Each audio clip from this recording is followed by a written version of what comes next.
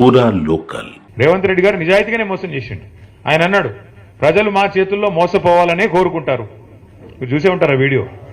మరి వాళ్ళు మోసం చేయాలంటే వాళ్ళకి మాట ఇవ్వాలి, మోసం చేయాలి, అదే మేము నేర్చుకున్నామని చెప్పాడు, చేశాడు. నిజానికి మనం ఆనాడు కొంత ఓవర్ కాన్ఫిడెంట్గా కూడా పోయాం. కేసీఆర్ గారు ఆయన ప్రభుత్వం చేసిన పని 10 ఏళ్ల పాటు బహుశా భారతదేశంలో 78 సంవత్సరాల్లో ఎక్కడా కూడా ఏ ప్రభుత్వం కూడా అంత తీవ్ర స్థాయిలో 10 ఏళ్లలో ఇంత అద్భుతమైన ఫలితాలు సాధించలేదు. మీకు 2 చెప్తాను నేను.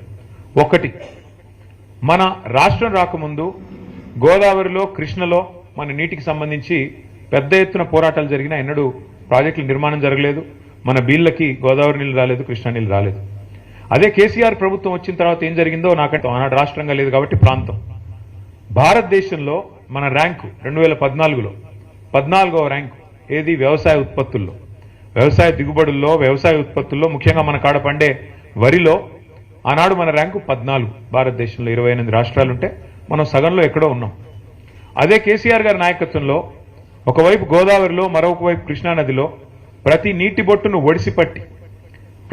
బొట్టును ఒడిసిపట్టి మీ ఖమ్మం జిల్లాలో సీతారామ అయితేనేమి, అట్లాగే మొత్తం ఉత్తర తెలంగాణలో గోదావరి నది మీద కాళేశ్వరం ప్రాజెక్ట్ అయితేనేమి, దక్షిణ తెలంగాణలో మరి పాలమూరు రంగారెడ్డి ఎత్తిపోతల పథకం అయితేనేమి, ఇట్లా ఒక్కొక్క నీటి బొట్టును ఒడిసిపట్టి మరి ఎట్లా మన వీళ్లకు మళ్లించాలని ఒక తపనతో చేసిన పని వల్ల మనం 14వ స్థానం నుంచి నంబర్ 1 స్థానానికి 2022వ సంవత్సరంలో చేరుకున్నాం.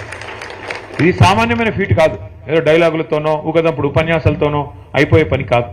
మీకు అర్థం కావడానికి చెప్తా ఉన్నా.